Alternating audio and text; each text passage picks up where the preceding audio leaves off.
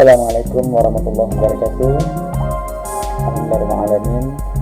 Syukur Allah SWT. Pada kesempatan ini kita masih diberikan kesempatan untuk belajar secara daring dalam jaringan.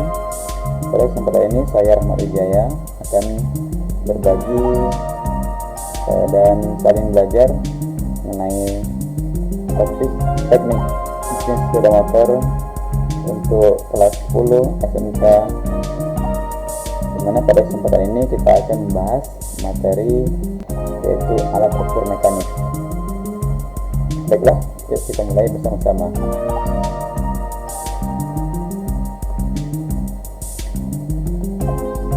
Melakukan perawatan kendaraan tidak akan lepas dengan data. Data dibutuhkan untuk dijadikan pembanding antara kondisi awal atau kondisi standar yang diperbolehkan dengan kondisi mesin saat ini. Dengan adanya data, dapat juga dijadikan parameter utama untuk melakukan tindakan, misalnya untuk menyetel ulang atau bahkan melakukan penggantian terhadap komponen.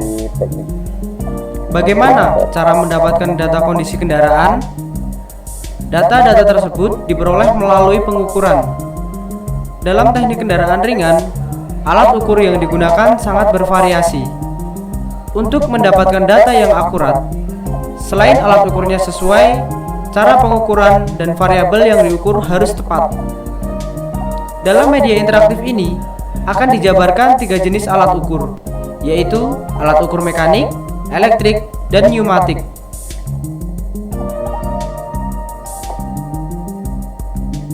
Kompetisi dasar kita pada hari ini yaitu membahas mengidentifikasi jenis-jenis alat ukur mekanik dan fungsinya. Kemudian untuk keterampilannya menggunakan alat ukur mekanik sesuai standar operasional prosedur (SOP). Adapun indikatornya adalah: pertama, mengidentifikasi alat-alat ukur sesuai dengan fungsi dan penggunaannya. Kedua, menggunakan alat ukur mekanik sesuai dimensi yang diukur dan standar operating prosedur. Kemudian menggunakan alat ukur pneumatik sesuai dimensi yang diukur sesuai SOP. Kemudian menggunakan alat ukur elektrik atau elektronik sesuai dimensi yang diukur sesuai dengan SOP.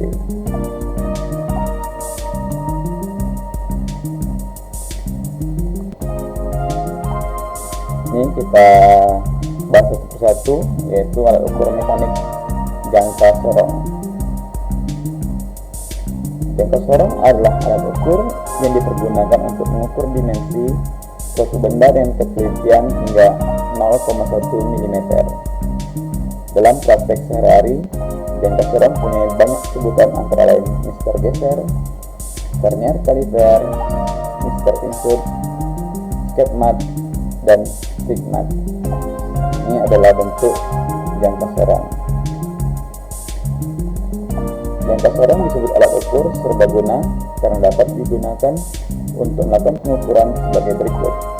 Yang pertama, dapat mengukur diameter bagian luar, diameter bagian dalam, kedalaman, dan tinggi benda bertingkat.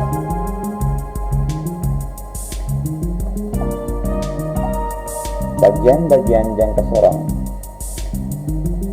Ini ada bagian-bagian jangka sorong. Yang pertama, ini gigi dalam, yaitu untuk mengukur diameter bagian dalam. B, gigi luar, yaitu untuk mengukur diameter bagian luar. C, skala utama, yaitu untuk membaca hasil pengukuran dalam satuan sentimeter. D, skala Vernier, skala geser yang menunjukkan angka desimal menambah ketelitian hasil pengukuran. E, pengukuran kedalaman. Bagian ini berfungsi untuk mengukur suatu lubang atau celah suatu benda dengan cara menancapkan bagian pengukur. Bagian ini terletak di dalam pemegang. F, bagian sini, yaitu step untuk mengukur ketinggian.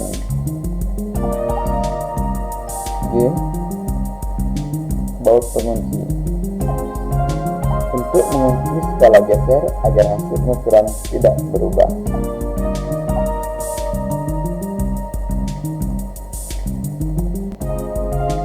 Cara penggunaan jangka sorong. Yang pertama, bersihkan jangka sorong dan benda yang akan diukur. Kedua, periksa bahwa skala vernier bergerak dengan bebas dan angka 0 pada kedua skala bertemu dengan tepat. 3. Pada waktu melakukan pengukuran, usahakan benda yang diukur sedekat mungkin dengan skala utama. Pengukuran di ujung skala vernier kaliper menghasilkan pembacaan yang kurang akurat. 4.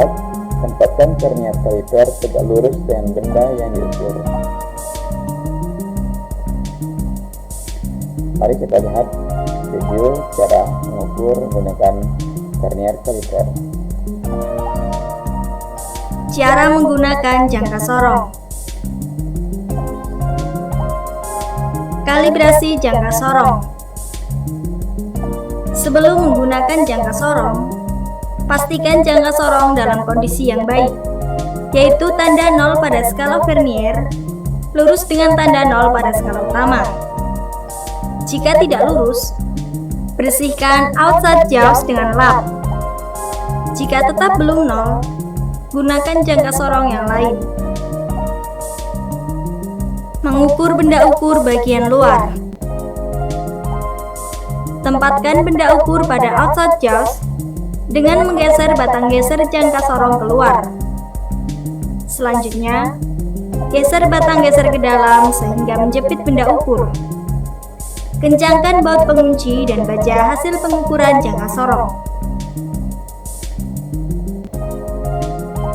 Mengukur benda ukur bagian dalam. Posisikan inside jaws pada bagian dalam benda yang akan diukur. Geser batang geser ke bagian luar dan kencangkan baut pengunci. Selanjutnya, baca hasil pengukurannya. Mengukur kedalaman.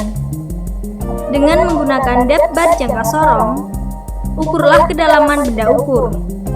Dorong badan jangka sorong sehingga menyentuh permukaan benda ukur. Kencangkan baut pengunci dan baca hasil pengukurannya. Mengukur ketinggian. Bagian jangka sorong yang digunakan sebagai pengukur ketinggian adalah bagian belakang jangka sorong. Posisikan pengukur ketinggian jangka sorong pada benda ukur.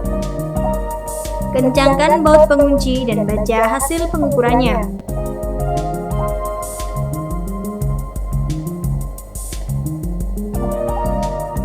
Nah, itu adalah tata cara menggunakan jangka sorong untuk pengukuran kedalaman, ketinggian, ataupun diameter dalam dan diameter luar. Demikian penjelasan mengenai jangka sorong, semoga berguna. Assalamualaikum warahmatullahi wabarakatuh.